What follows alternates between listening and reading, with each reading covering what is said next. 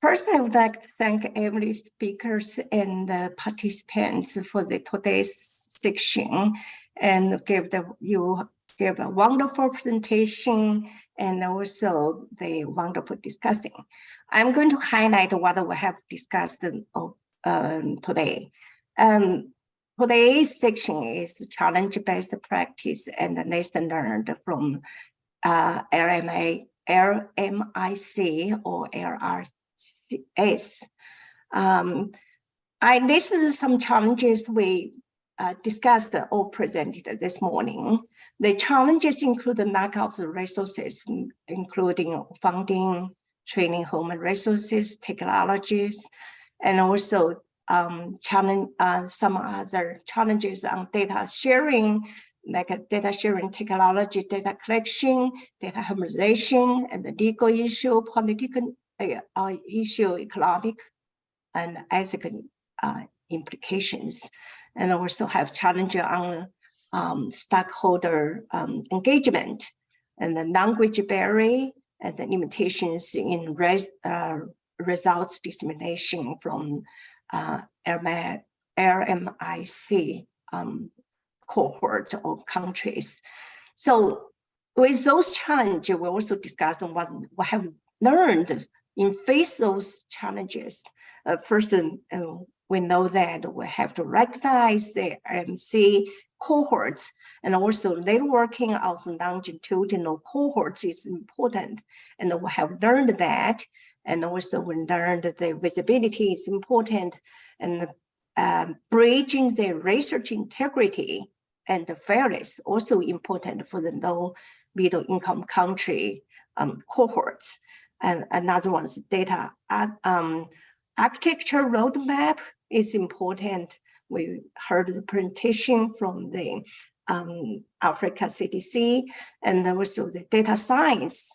We always talk about the data science when we have multiple cohorts, how we manage the data, how do we analyze the data, and for the IHCC, we have federated the data sharing for multiple cohorts, which we have learned a lot of lessons from that. And also for the low middle income country cohorts, we have to have the expert groups to guide the projects, and also training workforce environment. Workforce development is important for LMIC. And another one is sharing experience, which was also very important for the low middle income country cohorts, and also for other cohorts in the IHCC. So what's a best practice or opportunities for us?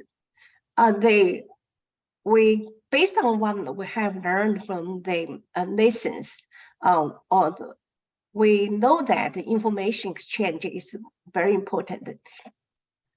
Community engagement, stakeholder engagement, all important issues, and we have opportunity. We have to set up best practice and for the future studies, and also building trust among researchers, building trust with stakeholders, and building trust with the participants.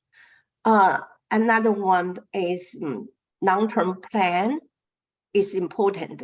With the long-term plan, and also include the clear research vision and objectives.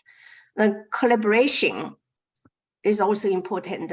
For example, the Africa Population Cohort Consortium, they have the sites in the most southern middle Africa. They lead some cohorts and sites collaborations with sites in North Africa. So, and the data science for the health discovery and the innovation in Africa is another program which we can collaborate with them. It's also opportunity. That's an NIH-funded project. So it's an opportunity for collaboration. And the equity is also important. Training mentorship. for the HCC, we have this regular training, the webinar, and also we have set some mentorship, but we have to continue to do that. And also another thing is, how can HCC assist the low middle income country cohort members in their funded projects like the APCC? So we can support their funded project by involve other cohorts I mentioned before, and also participating in the stakeholder engagement activities. And another thing is to share experience. That's the key. We keep emphasizing and participate with HCC governance arrangement, and HCC Atlas, and HCC cohort in a box. So all those that HCC set up the platform or can help low middle income country to participate in the global international cohort projects. That's what I heard from today, the key points I would like to point out here. And also, as Scott mentioned in one of the roundtable section, tomorrow we'll set up our next step, what futures for HCC. So I encourage everybody to participate tomorrow's section. And thank you so much for today's participation. I know that people from different countries of the world and a different time zone and participate in this section. I appreciate all your participation. Thank you so much. Thank you, Rong-Ling. And I'd just like to close with again reminding everyone, tomorrow is a much shorter day for you. We'll only be around for a half hour or so, excuse me, an hour and a half. But it will be important as we set our agenda for the next 6 months to a year in our call to action. So please participate if you want to. We truly are, as I've found out today, a global community of cohorts working together to advance science and improve health for all, for everyone around the globe. Thank you again.